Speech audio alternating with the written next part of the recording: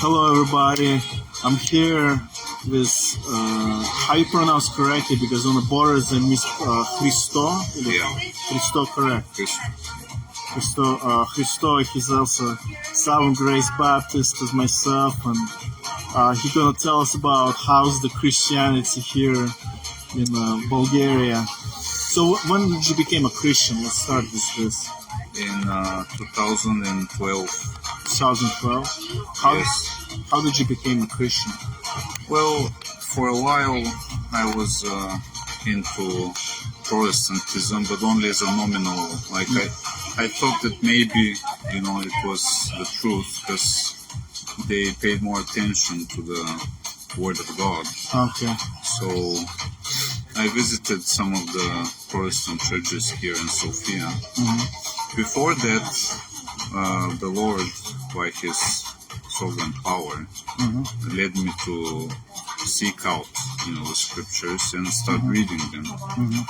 But for several years, I was only a nominal Christian. Like I said, in university, I thought that I was a believer, but I was still cursing. I was still in the world completely, Dead in sin, basically. and I had not repented and understood spiritually the truth of God. But in 2012, when I was in Germany, actually, and this is a common theme with many Bulgarians, that when they go abroad, for some part of the divine plan, they become believers abroad, right? Okay. And so it was not through a church there or something. It was just me in my room, and I was overcome at this moment by the gospel. So the power came then. And so Born again experience, new heart. I couldn't live. New creation. Yes, I became born again October 2012. And so when I came back to Sofia, because I was there for a medical reason, my wife was still unconverted. My wife is a psychologist by education, and she was into really channeling, spiritual practices as well, on top of all the psychological, secular stuff. Yeah. So it came to her as well, the Spirit of God. And she threw out all her books and everything. And for a while, we both were in an Armenian church, actually. Because we didn't know doctrine well. We were apprehensive, we were uncomfortable in the Armenian church, but we still visited because we had no other option at that time. By the way, to me, as a Russian-born, to me, when I became Christian back in the United States, not in Russia, but to me it was kind of obvious that even physically wise, you can tell God does not love everybody, let alone spiritually wise. It's few people truly born again, and ultimately it's God's gift, but physically wise, it's kind of like, I mean, He doesn't deal with all the people in the same way. Exactly.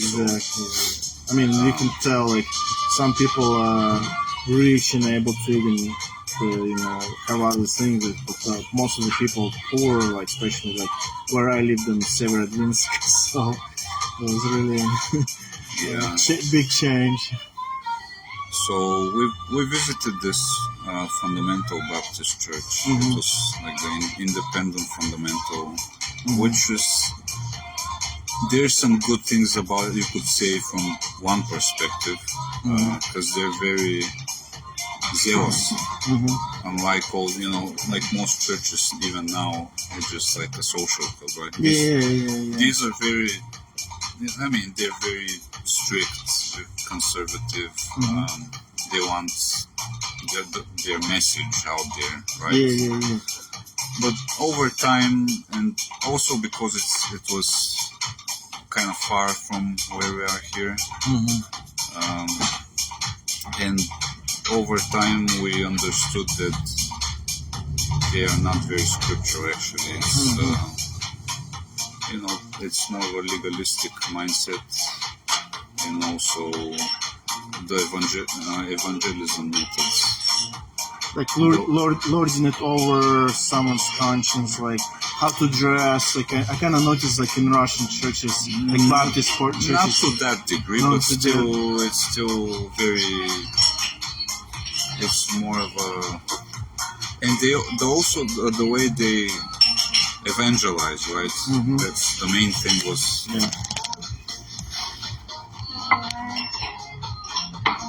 Thank you.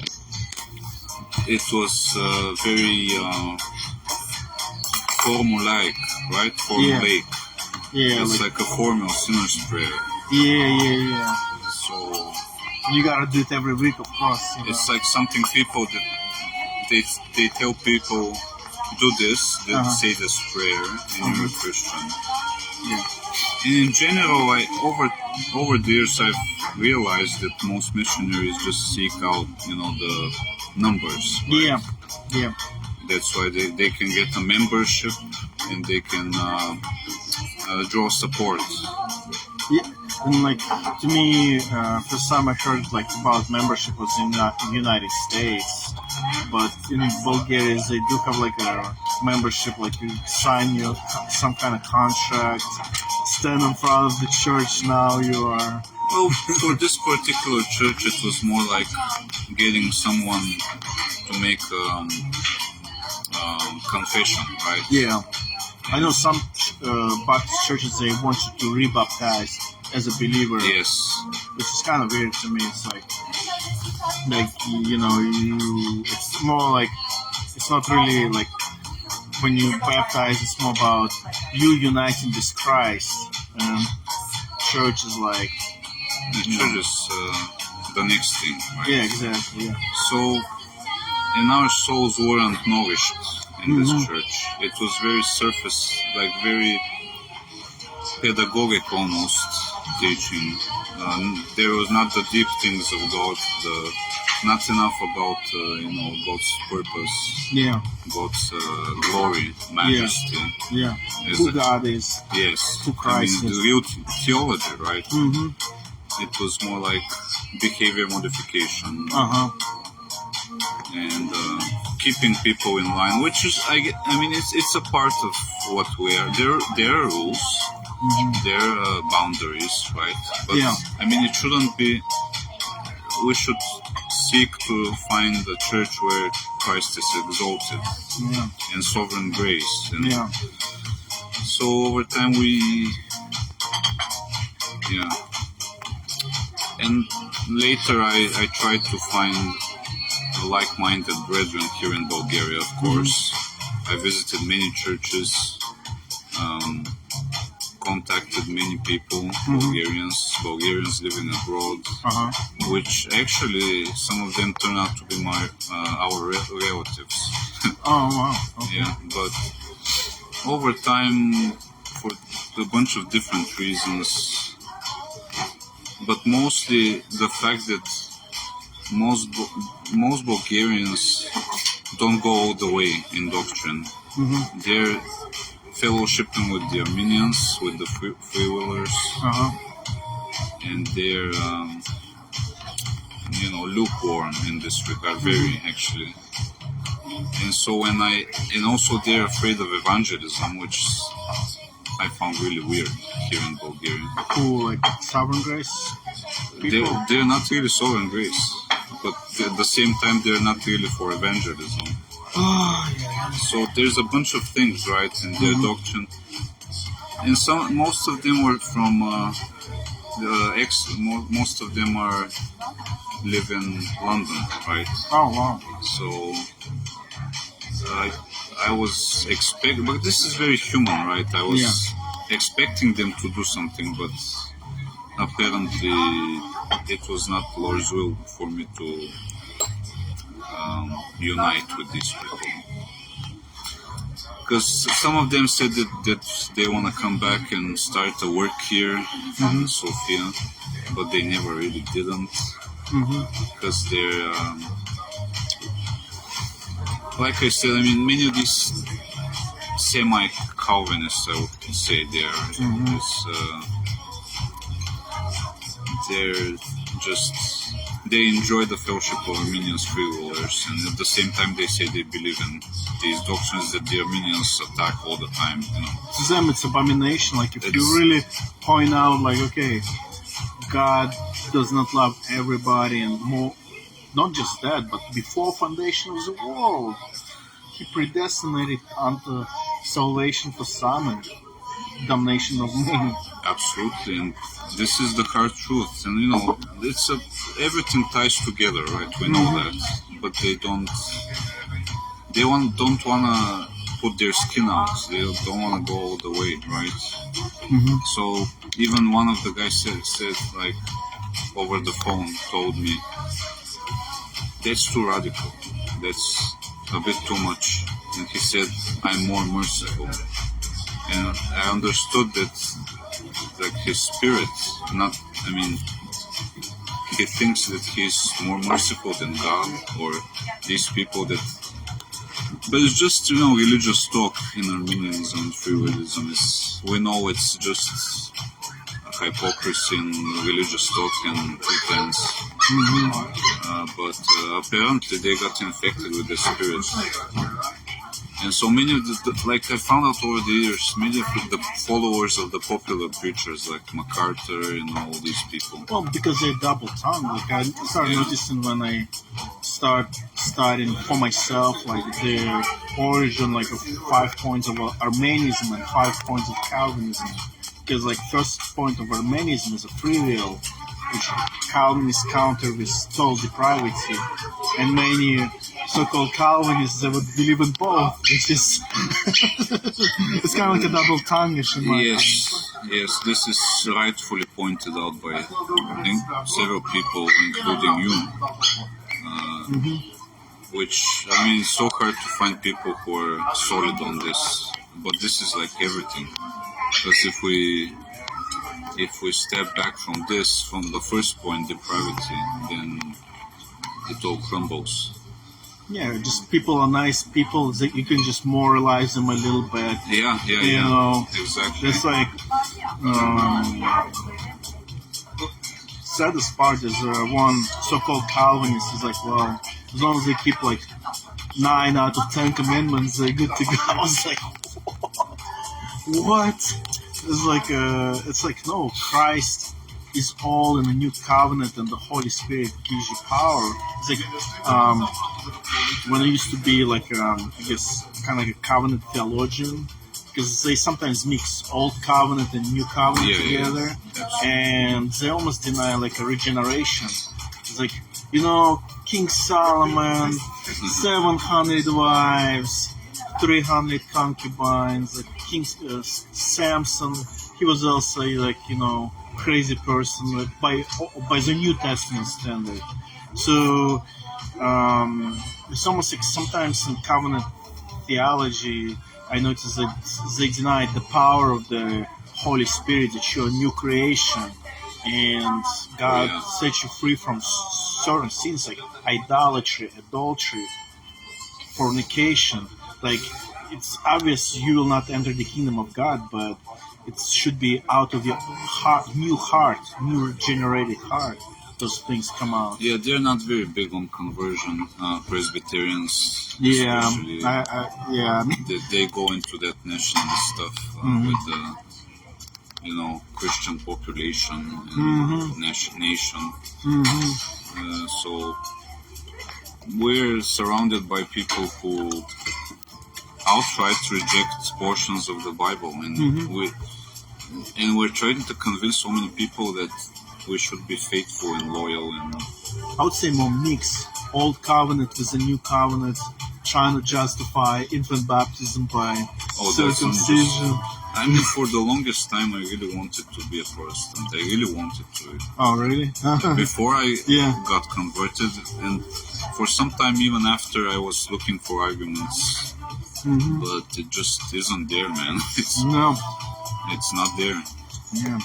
Like, when I used to go to Presbyterian church, the channel do like a Bible studies throughout Gospel of Luke, which is like anti-family, like unless you hate your father and mother.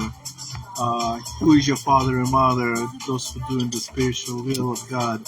I didn't become to bring peace, but a division that will separate family members. So it was kind of interesting listening, trying to like, I call this, explain the way Christ teaching throughout the Gospel of Luke to me. Just, it was kind of like listening. This is like, huh?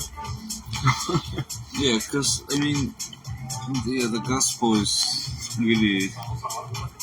It's a really big sword that separates people from a lot of things.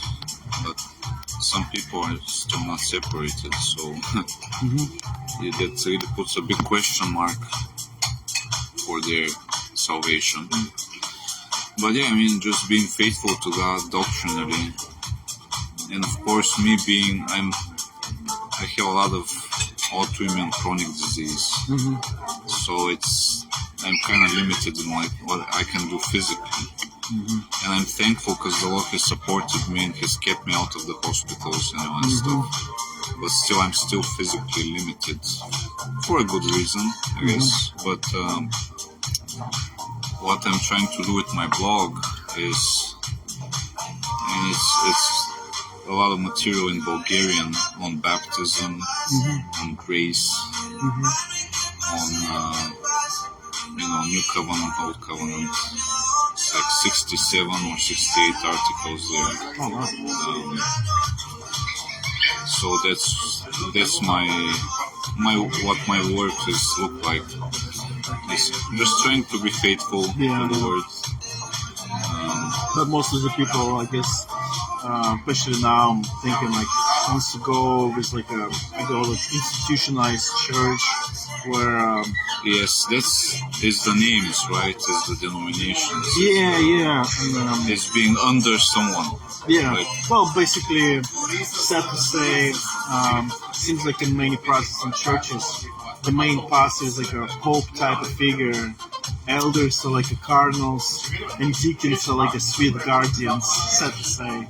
Yeah, in the United States as well, it seems to be that the pastors are kind of a little too elevated. Like popes. Not like Pope, but close to. Because there's an interesting thing historically. If you see Protestantism, for example, it's just a replacement of like a change of names, right? And then you have the Baptist pastors in the United States who are some of them. Well, they could be, I mean, many faithful men out there, of course. Because still in the United States we have the biggest number of Christians, obviously. And servants who are, well, faithful. Well, because it's mostly prosperity gospel. Like if you look at who's the most popular preachers in the United States. Yeah, I mean, like if you look at the whole picture, it's not. Yeah, it's not. But still, like if you compare it, for example, like I said in Bulgaria, Bulgaria is really. It's impossible to find a good ministry here. And I'm not saying this because I'm considering myself like an Elijah or something. But just, an organized church with the right doctrine. There were some... Actually, last year, the son of one of the Congregationalist pastors told me that he wanted to start something, which like a Baptist ministry, but he must have given up, or maybe he didn't seem really solid on the sovereign grace doctrines, so I'm not sure if he ever made the split. I haven't been in contact with him. Well, sad to say, like it's really almost comes down to money, because to them they're thinking it's like a business for them. Yeah, I mean, it's reputation because his father is like in the ministry, and if he split, being a Baptist is hard enough. Being a Sovereign Grace Baptist is already like having leprosy or something. So it's rough. I understand. It could take time. Hopefully, I'm praying for all these people, all the Bulgarians abroad, in London, here, that they make that extra step and really raise the stakes. That's all about what it's all about. When I guess Americans trying to evangelize down in Albania, it seems like a lot of pastors is more like a businessman. In after Soviet Union, many pastors in Russia became businessmen. But how would you rate many pastors? Are they like more like a businessman, like compromises? Yeah. How would you rate it? I mean, they're still to this day. A lot of the pastors in Bulgaria are agents of the secret service, of the secret police. I know that for a fact, actually. And they're parts of Freemasonry, and many of them are ecumenical. And so it's Satan, right? Satan's in the churches. And even if they're not all of that, they're still, they want to have their own following, and so they tell tales, right? They're tale bearers. Yeah. Anti-talkers. Yeah, they're like human-centric, about. They talk about dreams, about their lives, and like very useless, like straw hay type of preaching. It's funny. I used to go to this one church, and like this pastor would preach supposedly for 45 minutes, but 30 minutes he would just talk about how he was weak. Oh, my car didn't start. It's like. It was just like pathetic stuff. Yeah, pathetic stuff, but nothing really like. I mean, I could read like the whole chapter in 45 minutes multiple times, look it up like interlinear Bible by myself, where it just tells you like a different life stories, Yeah, that's. I mean, we have gathered for the majesty of God, right? For the divine will, to hear about the wonderful works of the Lord. And they're talking about their, pathetic, puny little lives, and it's not just an illustration. It's like their whole, and many of these guys actually cross over into psychology and other things. Well, it's kind of like life coaching. It's more like a comedian or like a speaker, like yes, exactly, speakers. Because interesting thing, when I trying to become like a history teacher in America, they taught us like there's a big difference between a speaker and a teacher. You can give a lecture, but you cannot teach nothing. Like how is it even history can help you in your personal life? And then like the more I start studying the Bible, I realize that like how many so-called pastors can teach you how to use interlinear Bible or biblical vocabulary, or can they even teach you Greek or Hebrew, or how even to read Greek, for example? None. Or very, very few. Not even doing it. They don't even know how to interpret like words in English or in Bulgarian here. In Bulgaria, there's some issues with translation of the Bible. How many translations? Well, basically, you have the Orthodox synodal version. You have Russian. And you have a bunch of Protestant derivations from the earliest Protestant translation, which is very solid from what I've heard, because I don't know Greek. Okay. But it's obviously over time translations get diluted, get more of that criticism thing, and they get even the translation itself, right? In the Old Testament, they try to portray God as softer, and not as angry and destructive.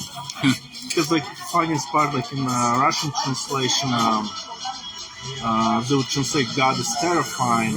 In American translation, they would translate God as awesome. And in American vocabulary, awesome is like cool. Yeah. Where in Russian it's scary. terrifying. Yes, terrifying, scary. Yes, like in Bulgarian, страховит, Russian. But Grozny in Russian. Grozny is, it's intimidating. Yeah, intimidating. Scary. Well, in the Old Testament, to me, first time I was reading, I was like, you don't want to mess with this God. It's like... Yeah, but in Bulgaria, I mean, the latest translations have definitely gone in the way of the American, the progressive, liberal, watering down of the character of God, sugarcoating,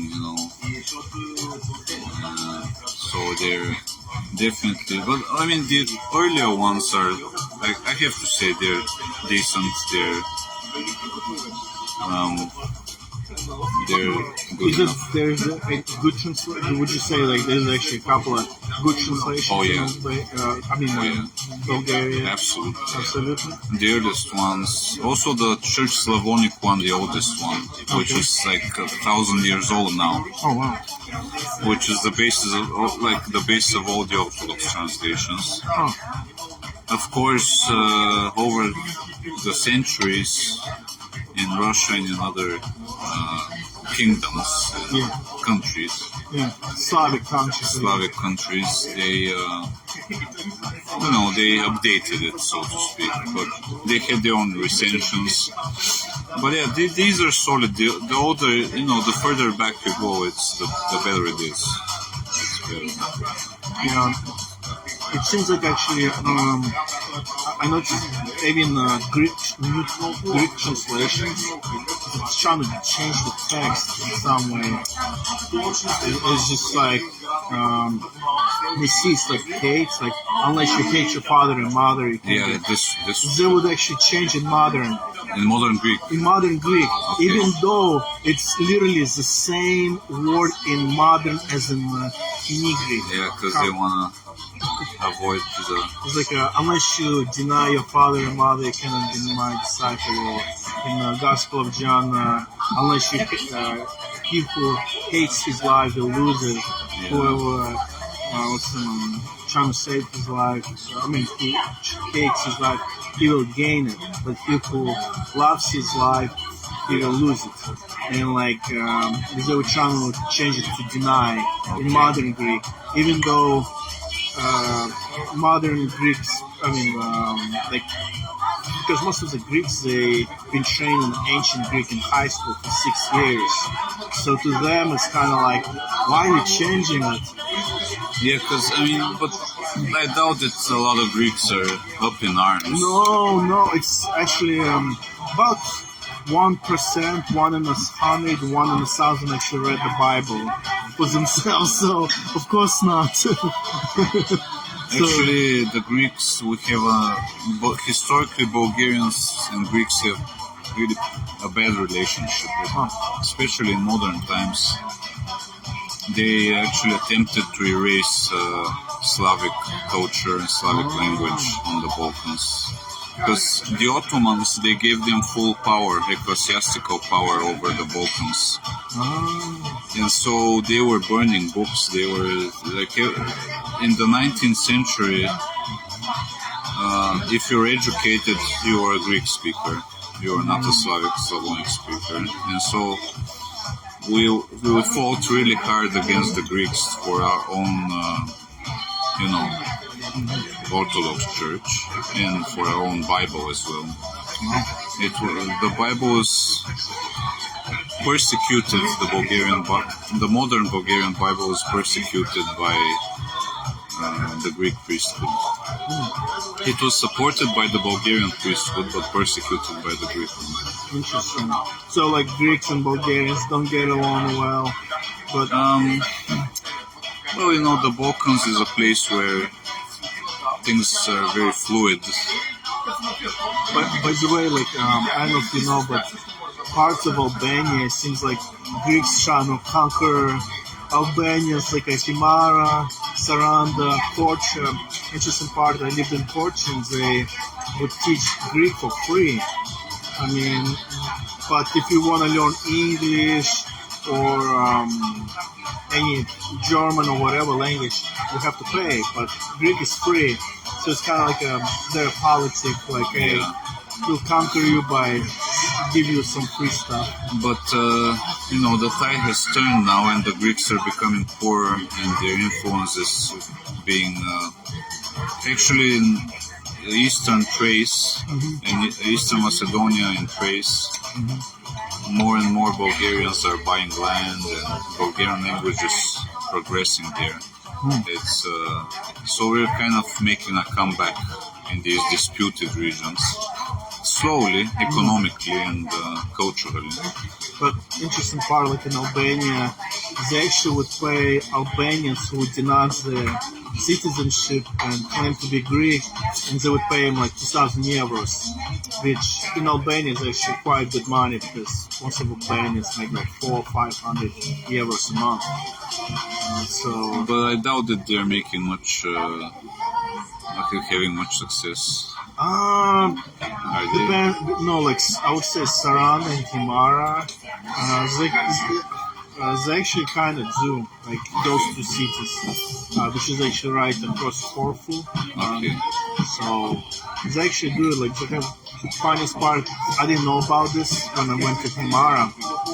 To me, it was just like I see like huge Greek flag, and I see political party of Greece in the town hall center. Like I guess I was just like, that's weird. Like you would never see like any foreign political party. Like you imagine like a Greek political party in Sofia. Like, no. Yeah, they took some of these Bulgarian majority lands like Thrace and Eastern Macedonia. But, I mean, we should seek peace. And obviously, we don't want wars here, but they were definitely one of our enemies, you could say, along with the Serbs. The Turks and the Romanians were on better terms in general. And plus, honestly, like in America, I kind of noticed that American professors trying to downgrade Greek speakers that they don't really know like ancient Greek to translate the Bible. I was like, no, they like in middle school all the way to high school for 6 years they've been trained in ancient Greek. So it's kind of like if a Greek person becomes a truly born again Christian, he would actually become really good asset for the kingdom to translate the Bible to whatever language. It's kind of rare though. Yeah, it's very rare because once again, Greek Orthodox Church is really powerful there, and it's almost like they have like a mafia hitman behind them.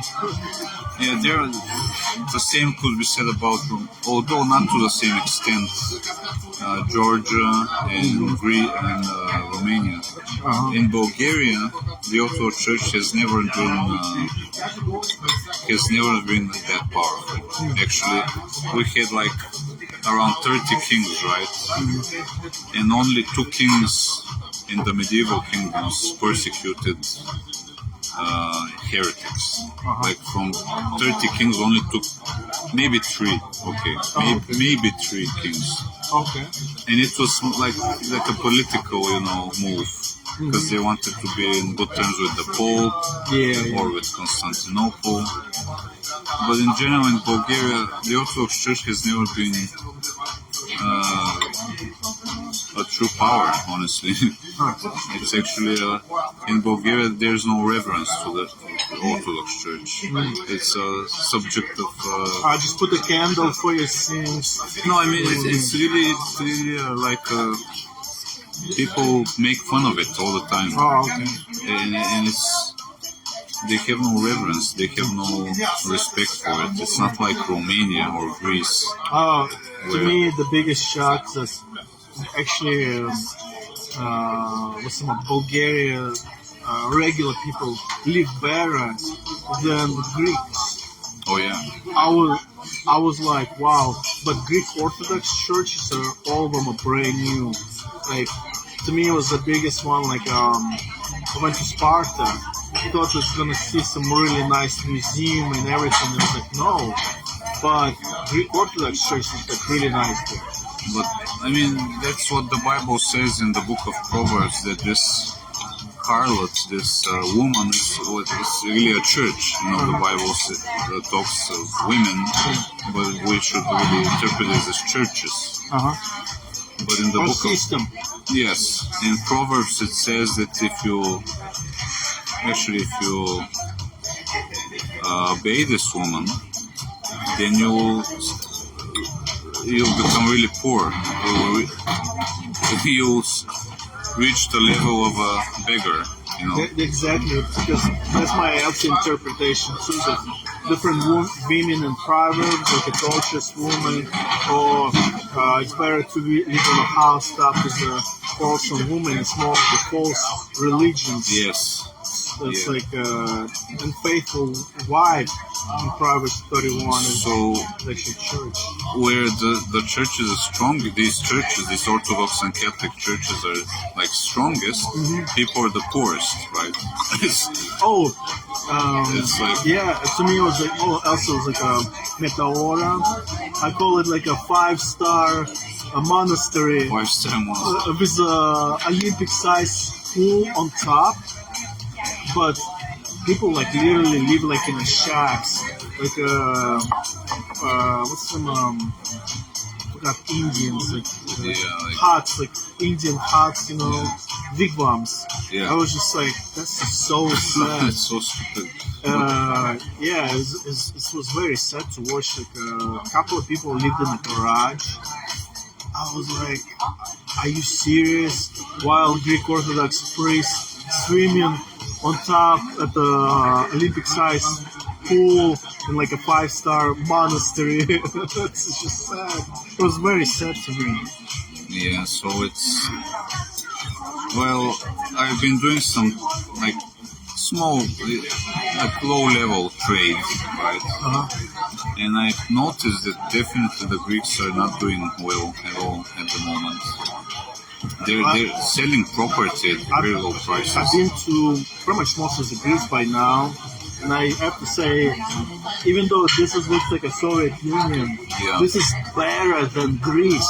Like imagine, this is even better than Greece, and like they said, Thessaloniki is the most beautiful city, and I'm like looking at.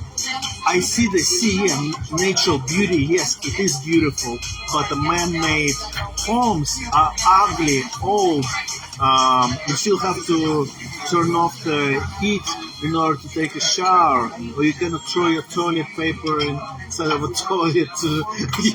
It's just so sad.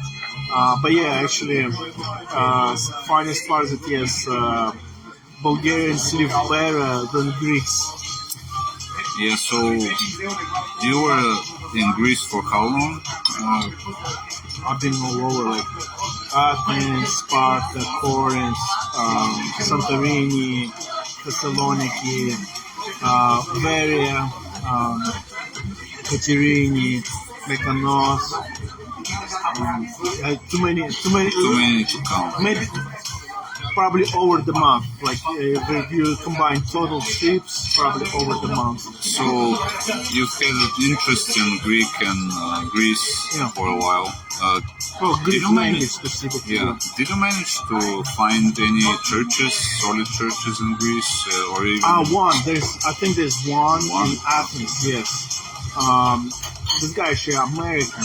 Oh, okay. So, but he actually learned Greek very well. Like, I sent my tutors for native Greeks, and they're like, "Wow, this guy speaks like a native Greek speaker." So, Can I take this? yes, please. Do you need anything? Check. But yeah, I mean, but once again, it's like there's difference between me telling you the truth and teaching you how to research for yourself, how I got the truth, so you can teach your family first, and then you can go evangelize and make disciples of all nations as well. So Yeah. once again, if you have this great speaker, because like one church, Southern Grace Baptist Church, they had a pastor, but he died, and afterwards nobody could teach even after 20 years. Yes. So they do have one. Yeah. They're ahead of us because, like I said, in Bulgaria, Sovereign Grace Baptist, that's the biggest. And I mean, we're doing the Bible study and the prayer every day with my family, and sometimes with other people as well. But it's a lonely world here. It's a desert spiritually. Well, it's like the funniest part when I was in the army in Louisiana, I had to travel like to get to like a okay-ish church like Sovereign Grace, Double Tongue, if you know any Mother Calvinist, about an hour. Neo-Calvinist. Yeah, Neo-Calvinist, about an hour. While Louisiana have, I think it's the highest church per capita, like population. I think it's like one church for every 15 people in whole Louisiana. Wow, that's crazy. And it's like one town that have like I think it's like about 120 churches, and it's only about 10,000, 15,000 population of the town. That's crazy. So yeah, you have to actually cash. What is it?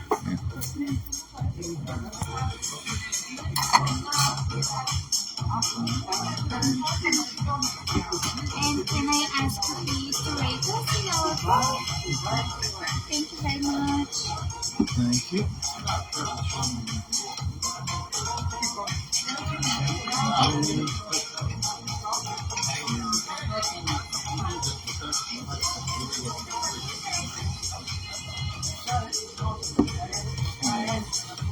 Well, Happy's gonna get a better rating than the church. The churches in Sofia. That's yes.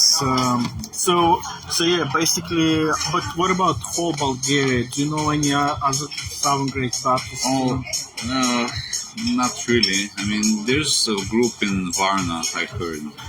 Varna. In Varna, which is like seaside, Black Sea. It's where all the Russians go. Oh wow! Okay.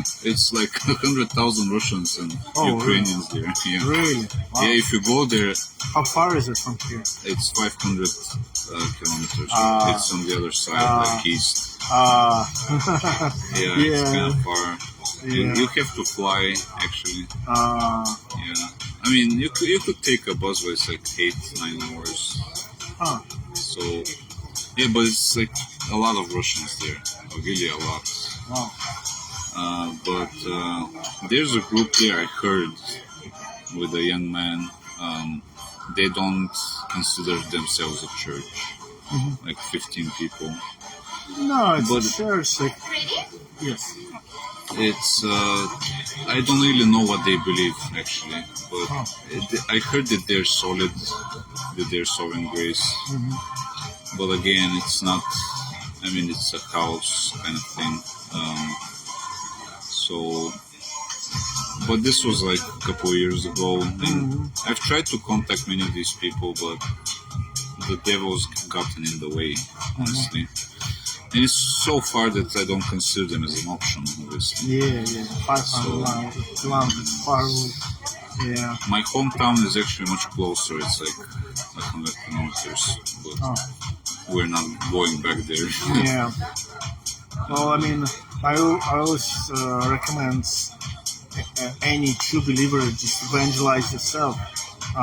If there is like a park, like funniest part in Albania, Korcha, we had a park and people were just sitting there, and like I would, trying to talk to them, evangelize with my wife. She would translate for me into Albanian. So So did you and your wife come to? How did you and your wife come to the Lord? how How do you come to the Lord? Lord, well, she came when she was 20, and the funniest part is I became a true Christian when I was 20 because at the age of 18, I went to the Calvary Chapel, raised my hand, said a prayer. But interesting things are like, read your Bible, and then I started reading, and I was like, I don't think it's the same what you're saying, and it's not like every chapter is like a evangelical chapter, how they trying to preach it and stuff, and I was like, no, and then got a couple of people in my life who were kind of like a moderate Calvinist, but still able to like figure out that, especially Old Testament, God doesn't like, especially Old Testament, if you're firstborn in Egypt in the time of Moses, you're just gonna die. He's majestic in his wrath as well. Yeah. And to me, it was kind of obvious, like Old Testament. By the way, in Russian translation, they translate Isus Navin instead of Joshua. Yeah, Isus Navin is Isus Navi for Isus Navin in Bulgaria. Yeah. And like I remember before, I was like, let me read the New Testament. I was gonna read this book, and I was like, this is like a terror on every corner. It's like slaughter on every chapter. That's how you know that they're wrong, right? Yeah. That Christianity is in general is just this religious, like nice guys. I call Christianity a bouillon. Bouillon is like the soup. Yeah. That you put in the soup. Yeah. Because there's nothing solid in it. Yeah. It's like sentimentalism. I would call it funniest part in Russian. They say "не сыпь не соль на рану," but it's like salty. Put salt in the wound. Yeah, it's like don't put the salt in the wound. It makes worse.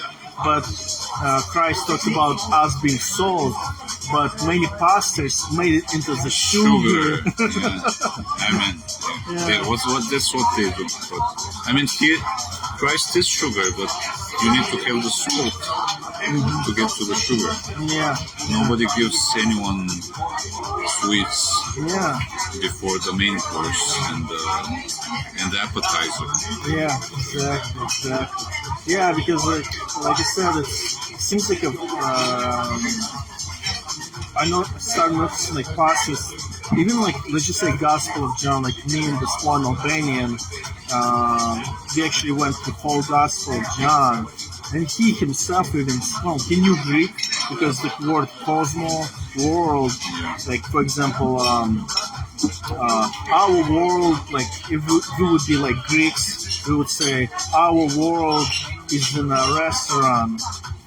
Nobody talks like this, like no Russian, no English speaker. We would say us, just two of us sitting in a restaurant versus like our world, or like our group, like it's more, it'd be like depending on the sentence, it'd be more like a group or even a region. Like for example, like Odysseus said, like when he returned and started killing all the wives suitors, that you're trying to destroy my world. Yeah. It'd be like, who talks like, it's like Ithaca is like a tiny, with some islands. It's like you can literally walk in like 2-3 hours across the whole island and stuff. So how that's why I think it's like it's good to learn Greek, because how Greeks use world and like all like different, especially the Gospel of John is like it can be sometimes misleading. Like, Actually, yeah, that's what I realized. And then you have the added problem. For example, even in English and Bulgarian, like in English, the King James, some of the words have changed meaning altogether. yeah, And when people read the King James and they think they understand, but actually the word is completely different. And so in Bulgarian as well, because many of the translators were volunteers, right, of the modern translators. yeah. And so when they took the older Bulgarian Bibles and updated them, they left some of the words thinking that the meaning is the same as in like back in the day. Yeah. But it really isn't. Yeah. And so some misunderstandings arise from this lack of due diligence, obviously. Yeah, like in English, funniest part, like word gentle, and in Russian it's krotkey. Yeah. In Bulgarian is the same. Krotkey, okay. Okay. But it's actually more like a self-control. And I was like, why did they translate it like gentle and self-control? It's kind of two different meanings. But then for self-control, I think it's in Galatians, they should have put down discipline, because discipline and self-control are kind of two different things. Yeah, I mean, there's nuances. Yeah, nuances, but word gentle is not even close. Yeah, but I found out that the Old Slavonic is more faithful. Well, I mean, I'm from my limited understanding, at least.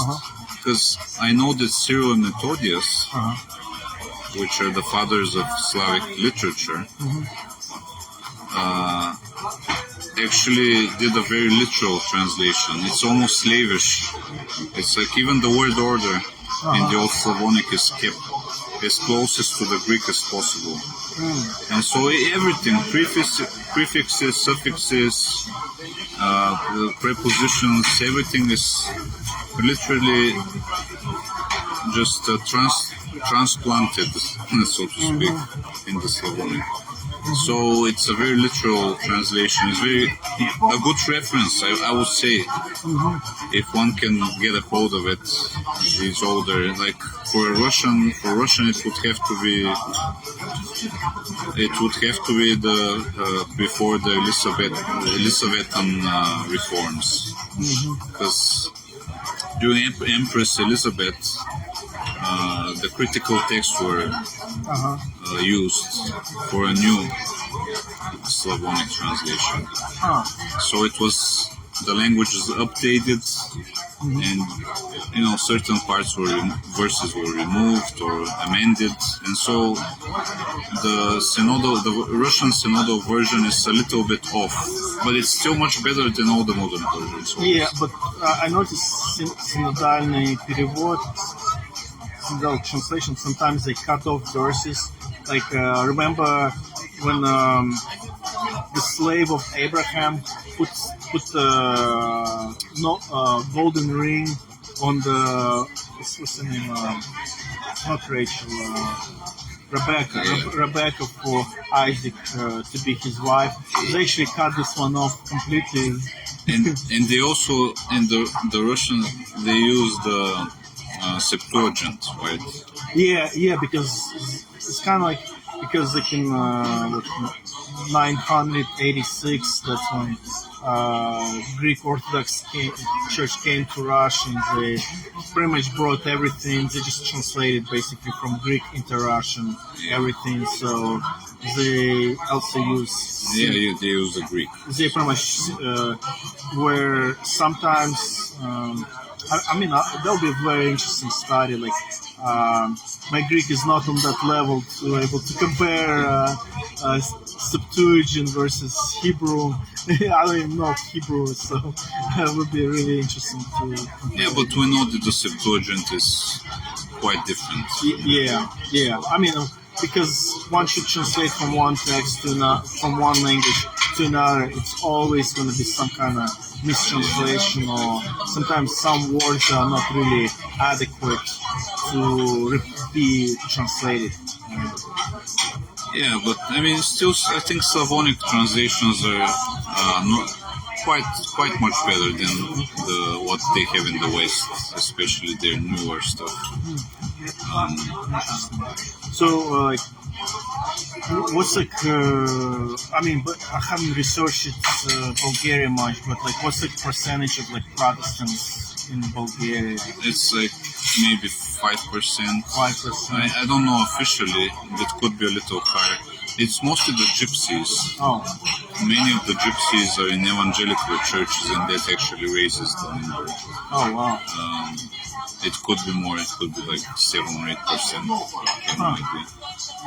But like the Protestantism just really doesn't mean anything anymore here. Yeah. Since like in the world in general. Yeah, it's They're not even confessional to their old confessions, which are. They have some good stuff in there, but I went to a Lutheran church for a while, and it was really because they're going kind of more liberal social. Actually, it wasn't that. It wasn't liberal per se, but it was very toothless, harmless. It's like The let's opposite hear of a good Martin story. Luther. The opposite of what Martin Luther would say. Yeah, it really. I wouldn't even consider it preaching, right? It was more of a Fairy talk. stories, Storytelling. telling like a good story. Yeah, but like I said, to me, like I always try to go evangelize, like anywhere I go, and because it's either you're just gonna see it like with some depressed that no other true believers, but if you make at least one believer, like for example, you made one in the army for by God's grace, and we had like really good fellowship. We really had good Bible study. Actually, so yeah, even if there's one true believer in your life, other than you, it's already. So where in Albania is your main or has been your main field? Portia, that's where I lived at. Just right by Greece. Greece. So you do the tracts? Or tracts in the Albania. In the park? Yeah, in a park. I'm actually trying to talk to them, like more like what's his name? Ray Comfort style. Of course, he's Armenian, but at least I usually start like, can I ask a couple of spiritual questions? If you would have died today, where would you go? And if they say heaven, okay, why? Well, I'm a good person. Well, the Bible teaches that no one good, no, not one. All have sinned and fallen short of the glory of God. Are you a Muslim or Orthodox? Because in Portuguese, it's either Muslim or Orthodox. They would say, let's just say Muslim. And I ask them, like, okay, have you even read the Quran? 99% Muslims never read the Quran. So I usually treat so-called Muslims as more like agnostics. Because it's really more like fake Islam plus their own opinion. So it's not really like It's the same like with the Orthodox here. Yeah. I actually talked to a priest a couple of days ago, and he was like, I don't know if I should say this, but I believe that there are other dimensions and other worlds, not just heaven and hell. You know, and he was like, he wasn't even Orthodox. Really. He was like, he made up things. But it's kind of like a man-made. Well, it's like a self-made so-called Christianity. Yes, but that's because they're not dogmatic here. Like I said, here Orthodox is very. I'm not saying it's a good thing to be dogmatic, but it's so weak. It's so we would say pro forma or formal. There's nothing to it. Funniest part, as a person who became believer through me, and back then I was still kind of like relying upon like so-called official church, if you know what I mean. And we took him to be baptized, and it was like 3 passes. And I usually ask people like, hey, have you read the whole Bible even one time in your life? Like, say, like, claiming to be Christian. and 2 pastors out of 3 says no. Other one, yes, one pastor kind of like says yes, but it was kind of like yes, kind of. So sad to say that I mean, first of all, like you will not have the conviction unless you study for yourself.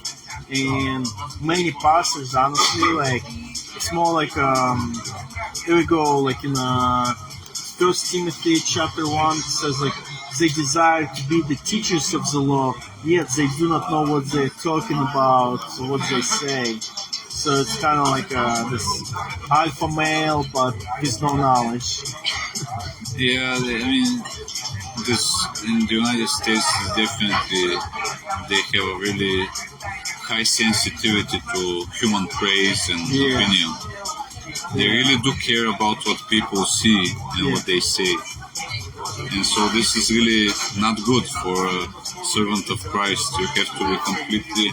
I mean, you're talking to a bunch of rocks or a bunch of wooden logs or something. That's what your attitude should be. But they're so sensitive about what people... what the image people, have of them. And in my opinion, it's all about like being a businessman, really. Like especially like once I came to Albania, to me it was kind of like a American system in a poor country. It was like it was just sad to watch. It's like first of all, in Albania, it's like 0.45% of so-called Protestants, and most of them are Jehovah's Witnesses or Mormons.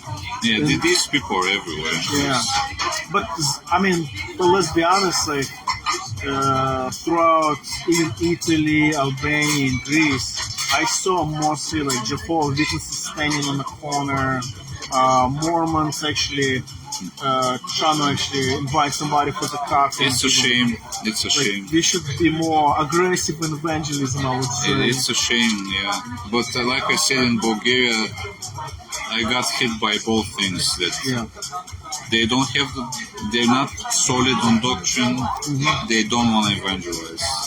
It's like it's a double whammy. Yeah, it's a double lukewarm. It's like you don't even make disciples and you don't really disciple the disciples. Disciple, yeah. But the Romanians are really solid, I have to say.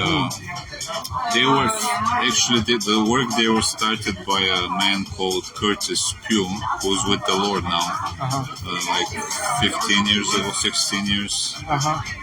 And natives took it from him, and it's in motion. There's a bunch of churches. There's a lot of spiritual life, baptisms, and they're branching out. And I think they have the biggest printing operation, Baptist.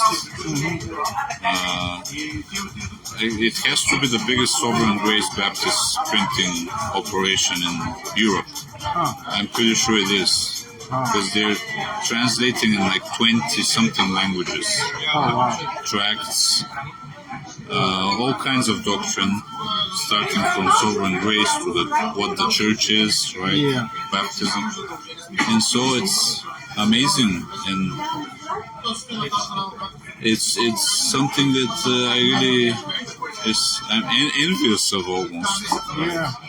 Yeah, like I mean, like I said, to me it's like Albania kind of opened up my eyes of basically, sad to say, but American Christianity is kind of like a business driven, and yes, and they don't care. They're not like we want to be this and that. They just want to get the work done, right? Yeah. And I'm thankful that there's actually.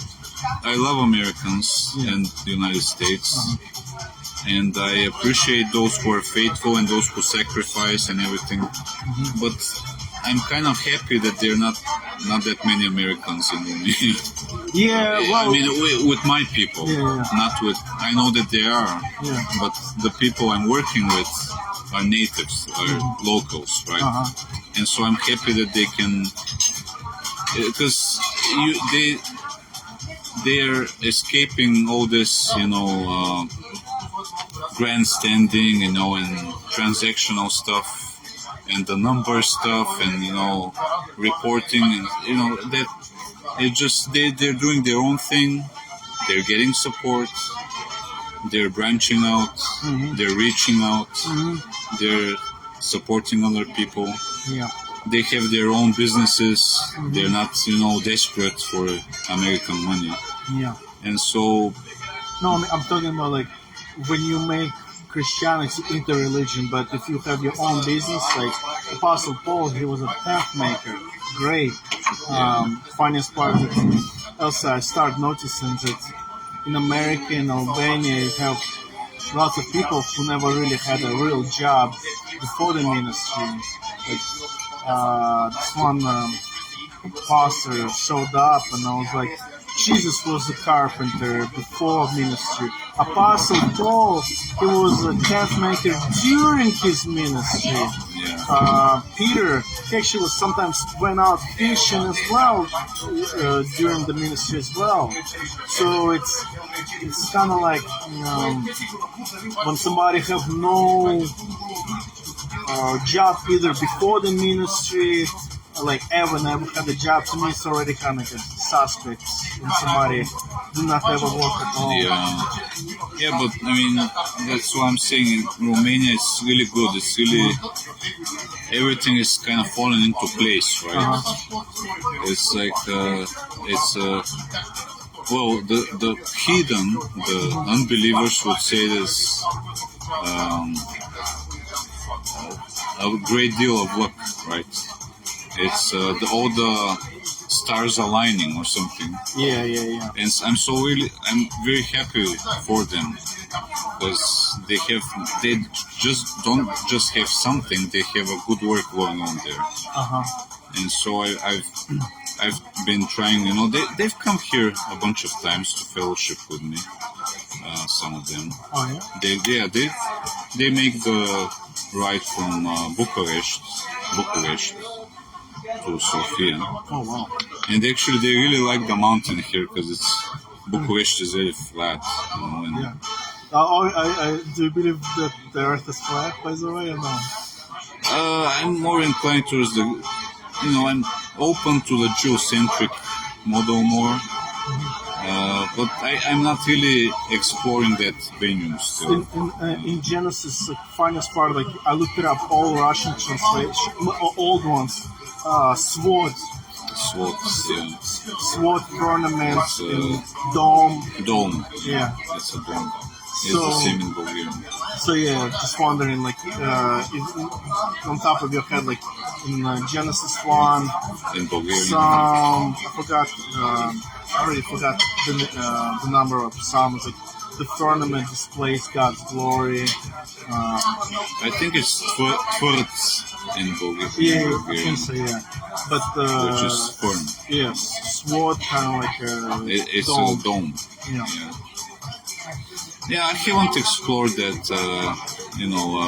that sphere. That to me, it's a max, like, because like funniest part, some Russian flat earthers and American flat earthers cannot figure out that, hey, not only their government lies to them, like American government lies to Americans, and not only Russian government lies to Russian, but they collaborate with each other to somewhat protect each other's back. Yeah, well, there's a lot of cover-up going on, but if the Earth is flat, then it's automatically all the major governments. There would be alliance. a big one. That would be. But I mean, even for the geocentric model, I'm open to that, as I would say. I was saying, I don't know. Did you watch my debate with J.D. Martin about flat Earth or no? I haven't seen the whole thing. I started it. I would see it. All right, cool. But in general, I'm kind of limited with my time, and it's more or less you probably say it's not a side issue, but I mean, Yeah. it's. How long do average Bulgarian work? Me personally, I'm not on a rigid schedule, but I have many people I have to take care of in different ways, and so it's. Yeah, I haven't actually, I haven't heard a whole sermon in months because, I have reading to do, translating to do, other work.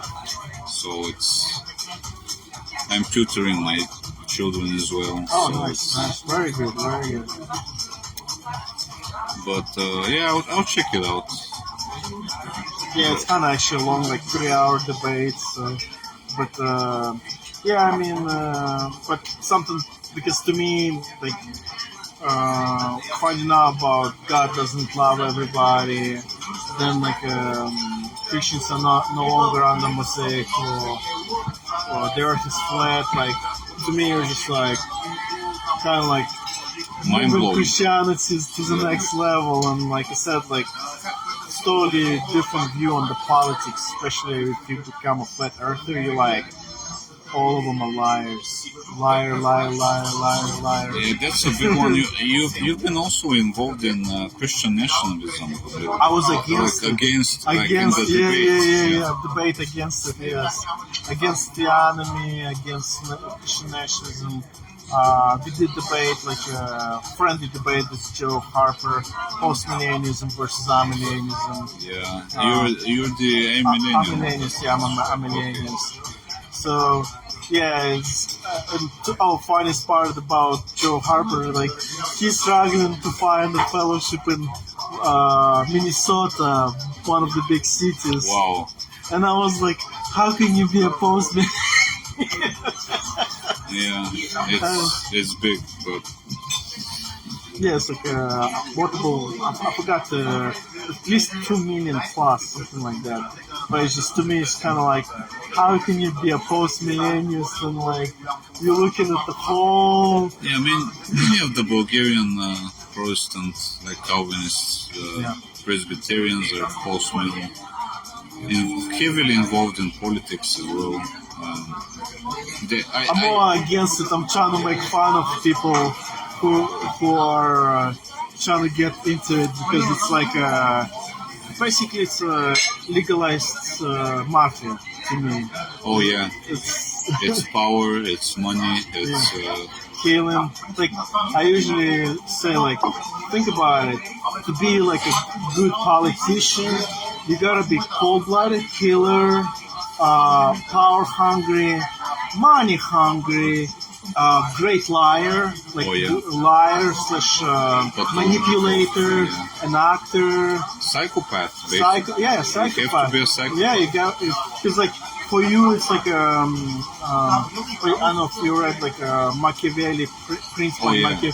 It's like, I remember like first time reading it, I was like, I think this guy is telling the truth, but it's a really, really ugly truth about politicians. Basically, you gotta be this chameleon, manipulator, and cold-blooded killer, 3 in 1. And the Chinese, they know that, like in the Chinese writings, you also have Art of War, like creating this illusion.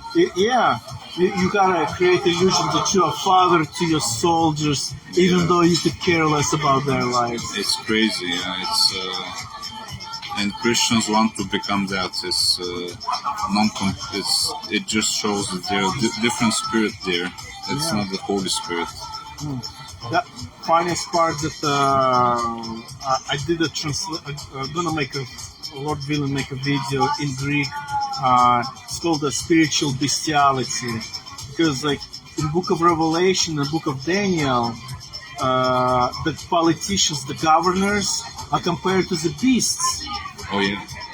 And if you're trying to mate with the beast, with the political beast, you're becoming a whore.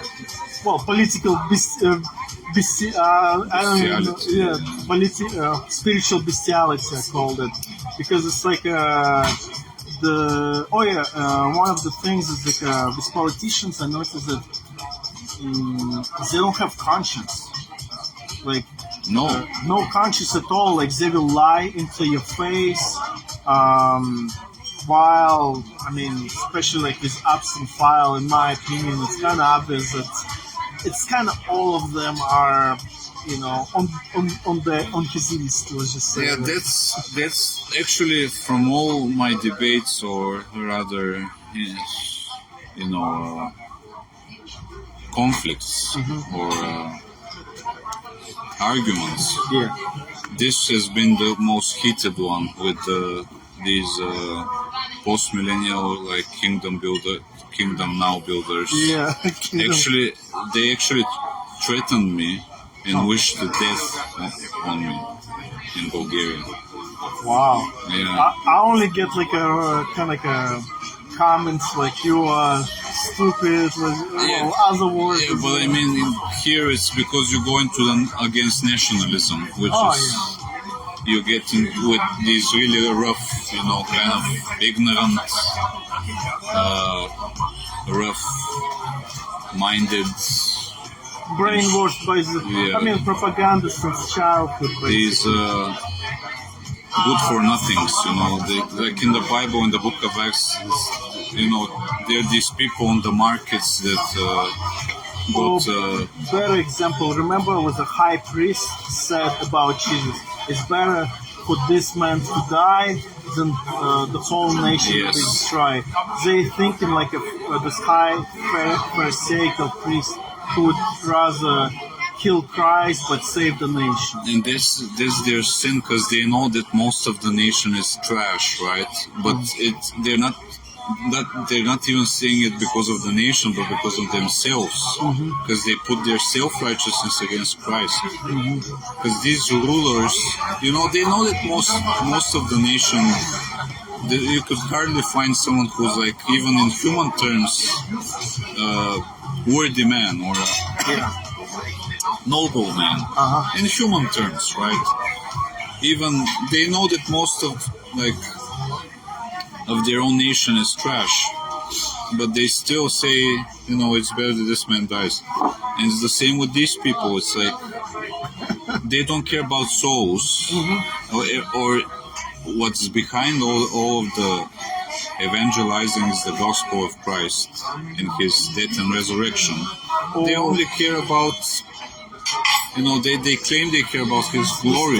This temporal life, to live better, have a better salary, which is just a temporal. And biggest one to me, like for example, with Charlie Kirk, like the guy, a Freemason, his wife was a Roman Catholic, and on supposedly on the day of his supposed death, he was actually applauding Mormons that, you guys sending missions throughout the world. Yeah, and he's just Jesuit assets, many of these people there. Yeah. But these kingdom builders, and even in Bulgaria, Bulgaria is Orthodox, right? I can understand it more when someone's like this in the UK or United States. But here, what do you mean? You want the Orthodox Church to become all-powerful here? Because usually they play on history, right? Yeah. But these are Protestants, and what do you mean that you want to make Bulgaria great again, or make Bulgaria Christian? This would mean that the Orthodox Church has to become all-powerful, like it was in the Middle Ages. Or go to Greece and see, like I said, museums, Greek Orthodox churches, government buildings are nice. But people, like I said, live in a lot worse than this. Like imagine,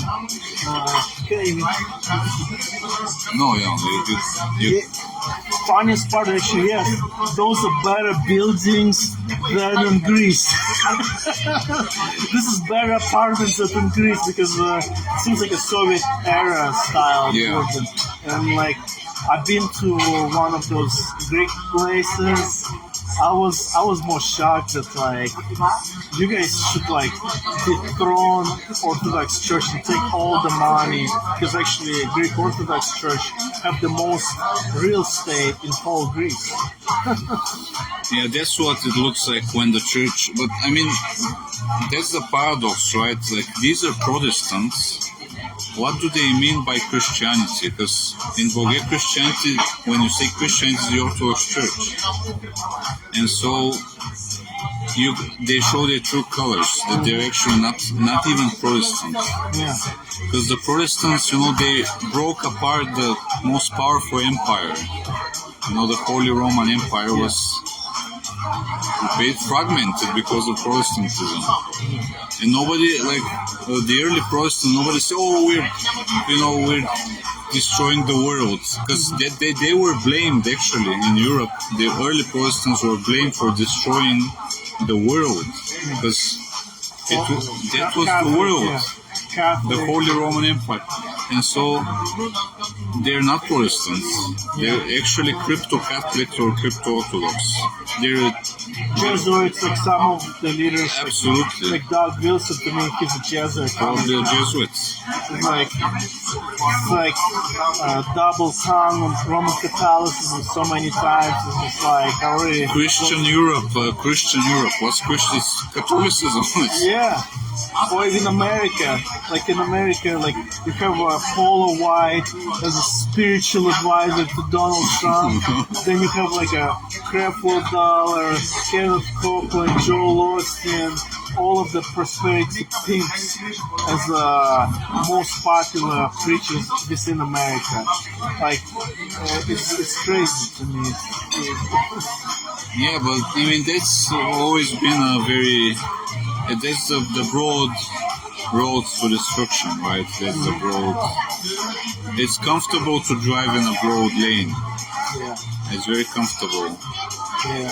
Well, we kind of getting off topic, but let's, I guess maybe finish up the interview and like, what are the prayers specifically for you and for like, I guess, true church within Bulgaria? What are those prayers? It's that For you, health-wise, that I could keep doing what I'm doing, right? Because that's good enough for me. Yes. That I could keep translating, keep publishing, posting materials in Bulgarian.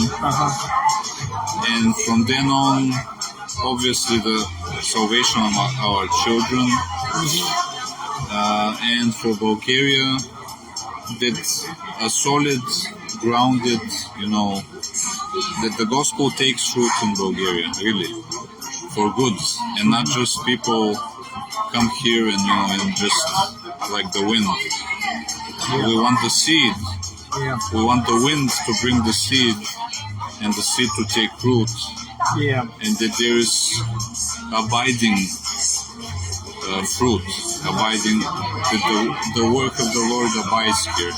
We're not asking for, big churches or anything like that, but just that they're true believers that gather to exalt the Lord Jesus Christ and His marvelous work on the cross. Oh yeah, a question I forgot. If let's just say if you're American, do they hate Americans in Bulgaria or no? Or kind of doesn't matter. Only like a very little French radical nationalist. Okay. So no problem. It's not as bad as Serbia. Yeah, exactly. That's what I was thinking. So. Yeah, Serbia is kind of bad. Romania is a little better. And Bulgaria is kind of between Serbia and Romania, and their attitudes towards evangelicals and Americans. Yeah. But we don't. I mean, if it's an American, it's an American. If it's a Bulgarian, it would be much better if something started from the ground up, right? But whatever, man. It's we will take anything, whatever it is. No matter the nationality. If it's a Russian, it's a Russian. If it's an Ukrainian... Well, but Americans have more money and resources. Obviously, yeah. Most likely... Send somebody, That's why I'm asking, because, let's be honest, Russians, first of all, now they flee in Russia by millions now, or being depopulated during the war. So to me, sad to say, but I don't think like any church would be able to send somebody, like as a church, send somebody like to evangelize. Who knows? Like I said, there's a lot of Russians in the coastal areas. Yeah, but it's more like not because of the church sending, but because business. Yeah, exactly. Or, holiday. Yeah, because like for me, for American would be probably a lot harder to learn Bulgarian. But for Russian to learn Bulgarian would be like much easier. It's like maybe like 6 months because, like I said, like I can easily read pretty much everything. Absolutely.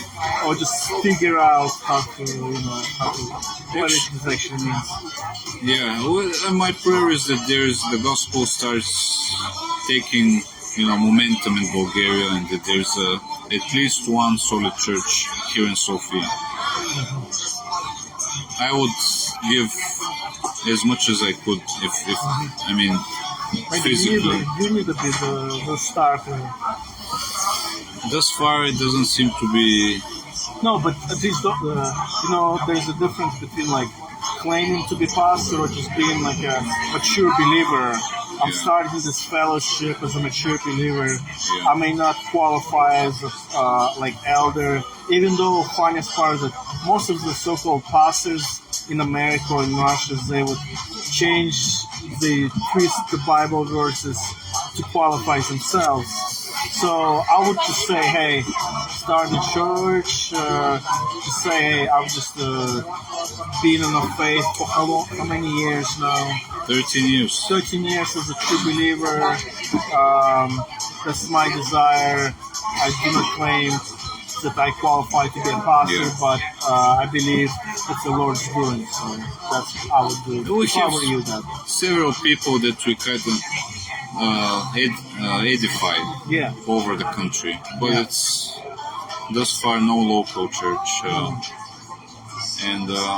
But the things I've been translating are really, really solid. Very, like I've tried to do the best in that regard. Like Sovereignty of God by Elisha Coles, for example. I have a large portion of it in Bulgarian. Some good Spurgeon sermons, the good ones.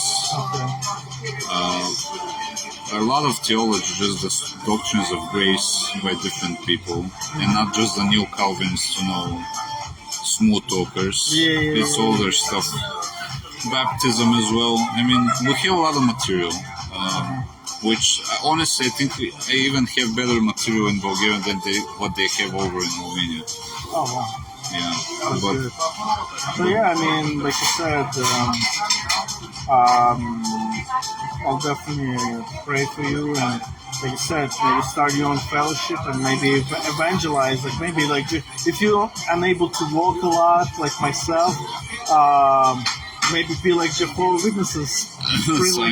Just a sign, like hey, if you would have died today, where would you go? Or like more extreme one, like put some all unbelievers, including babies, go to hell. Like that would be my sign. Something intense. But we've been to a concert even when I was with the Armenians, and after we split, I made our own track. There we go. Yeah. You know what? Tomorrow, if you like, we can do like maybe like a Bible study, and I bring my track in English. We'll see about the time. Because or maybe after day after tomorrow I'll be on the train. So we'll see about it. But I definitely have at least 30,000 tracks distributed. There we go. But the last couple, after the big COVID, hit, I was affected by it, and it limited my ability to walk. So, but yeah, I would try to talk to people first, and then if they actually interested in talking to you, then I would give them a try, because most of the time, I engage them. I have done some street preaching, engaging people downtown next to the Palace of Culture, where there's a big square. I don't know if you passed there. I'm not sure. It's at night, so to me, I was just like, Did Just you trying to get to Okay. hotel first. did you come here by foot or By foot, yeah. okay, walking? Yes. You're a marching soldier, so Well, yeah, finest part is in army. Actually, a friend of mine, American friend, him and his family, and I with my wife, both was like marching fast of a family, like a half a kilometer. yeah, that's good for health. Over in the United States, you need as much movement as you can get. Yeah, but funniest part, like for walking, it's not really made well. Like the roads, it's more like for cars, not There's for no the pedestrians. I mean, side they have parks, but it would be really, really hard to get from like let's just say home to even like a bus stop, like legally on a sidewalk, because some sidewalks they don't have sidewalks all the way around like this. Yeah, It's more like your whole neighborhood, but you won't be able to walk across whole city like I did, for example. yeah. I mean that's good about European cities that they're made for walking. Yeah, exactly. So All right, well, thank I'm you gonna for pause the interview and. thank